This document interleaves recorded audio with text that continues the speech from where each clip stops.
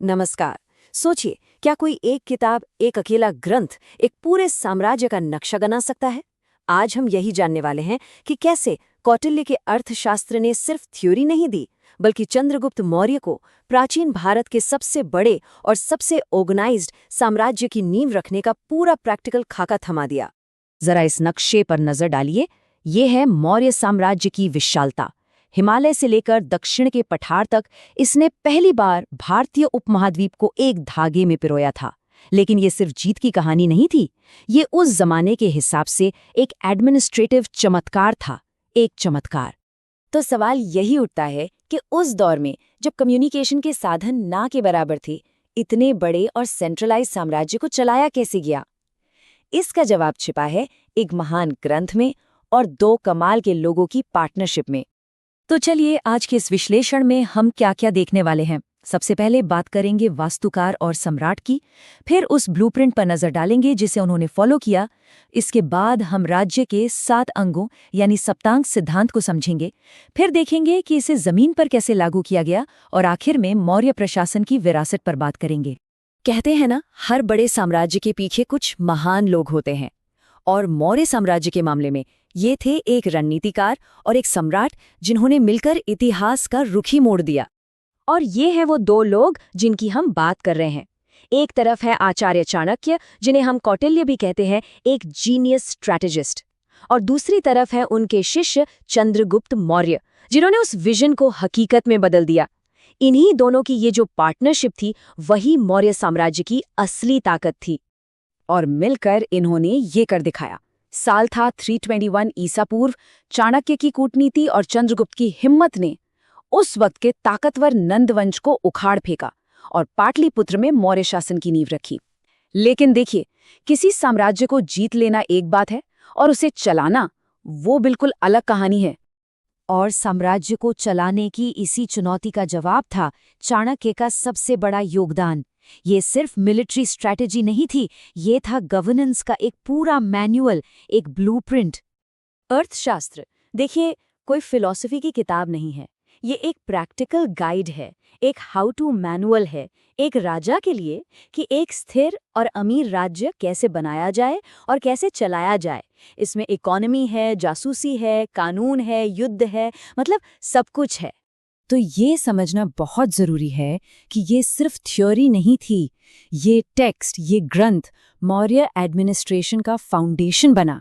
चंद्रगुप्त ने इन सिद्धांतों को सच में लागू किया और एक ऐसा सिस्टम बनाया जो उस जमाने के हिसाब से कमाल का था, बहुत एफिशिएंट और सेंट्रलाइज्ड।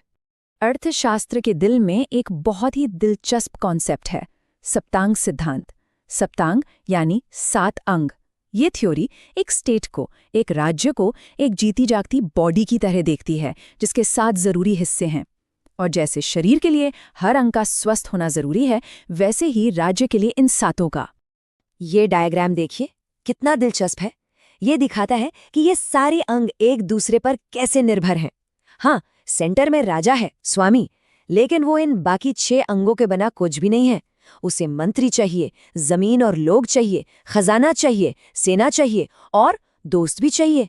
इनमें से एक भी चीज कमजोर पड़ी तो पूरा राज्य खतरे में आ सकता है। तो चलिए जल्दी से इन अंगों को समझते हैं। पहला है स्वामी यानी राजा, जो सबसे ऊपर है, जो हेड है। फिर आते हैं अमात्य यानी उसके मंत्री और अफसर, जो एडमिनिस्ट्रेशन की रीढ़ की हड्डी हैं। और तीसरा है जनपद, मतलब जमीन और वहां रहने वाले लोग। इनके बिना तो कोई राज्य हो ही नहीं सकता है ना। चौथा है दुर्ग यानी किला, जो कैपिटल को सुरक्षित रखता है, जैसे पाटलिपुत्र, जो नदियों से घिरा एक जल दुर्ग था। फिर है कोष यानी ट्रेजरी, खजाना, जिसके बिना कुछ नहीं चल सकता। छठा है दंड, जिसमें आर्मी और जुडिशरी दोनों आ जाते हैं, मतलब ताकत और न्याय। और आखिर में 7वां है मित्र, यानी आपके दोस्त, आपके एलाइज, क्योंकि कौटिल्य को पता था कि दुनिया में अकेले कोई नहीं रह सकता।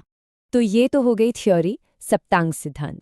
अब देखते हैं कि चंद्रगुप्त ने इसे असल में जमीन पर कैसे लागू किया और वो एडमिनिस्ट्रेटिव मशीनरी बनाई कैसे। बिल्कुल जैसा अर्थशास्त्र में बताया गया था, पूरा सिस्टम सेंट्रलाइज था। टॉप पर था राजा, हाँ, सारे अधिकार उसी के पास थे, लेकिन वो अपनी मंत्री परिषद यानी काउंसिल ऑफ मिनिस्टर्स की सलाह पर बहुत ज्यादा निर्भर करता था। ये एक टॉप डाउन स्ट्रक्चर था जिसकी पहुंच साम्राज्य के कोने कोने तक थी। और ये टेबल देखिए, इससे अंदाजा लगता है कि एडमिनिस्ट्रेशन कितना डीप और स्पेशलाइज्ड था।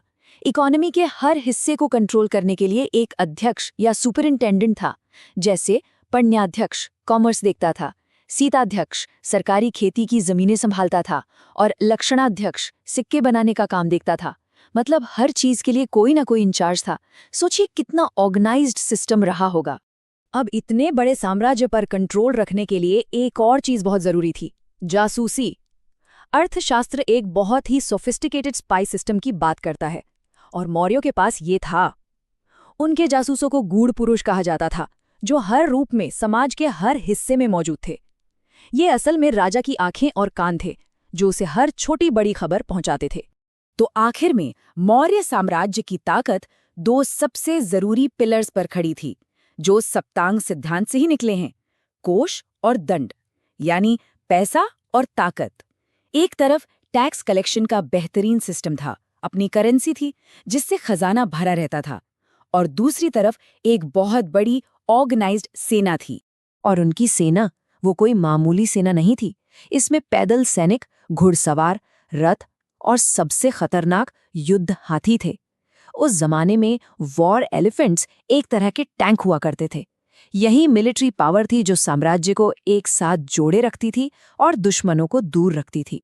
तो इस पूरे सिस्टम का, इस मशीनरी का नतीजा क्या निकला? इसकी विरासत क्या है? नतीजा ये था, भारत के इतिहास में पहली बार एक ऐसा साम्राज्य जो इतना विशाल था, इतना यूनिफाइड था और इतने अच्छे से मैनेज किया जाता था।